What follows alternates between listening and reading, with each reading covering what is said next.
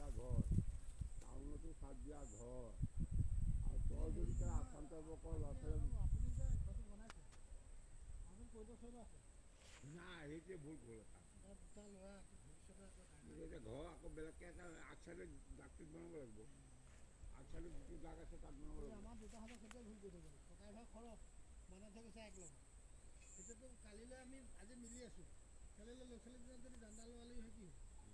কি ঠিক আছে। মই আগচাইডে ঘৰ বনাই দিম নেকি? মই সেইকাৰণে আকৌ ধুনীয়াকৈ চেপাৰেটকৈ বনাই দিছোঁ। বোলো বেকাৰ খৰচ মোৰ।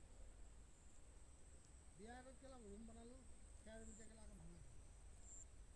বিয়া পাতিবলৈ তেতিয়া ক'ম নেকি মই বেলেগকৈ বনাওঁ? বিয়া পাতাই নাই, বেলেগকৈ বুলি ক'লেতো ঘৰত কি ক'ব? সেই তেনেকৈ বনাই কৰি বিয়া পাতিলে জেগা এনেই গৈছে। মই আগচাইডে দাগটো লগতে নহয়, আমাৰ মহদা ঘৰৰ মুখে মুখে দাগটো।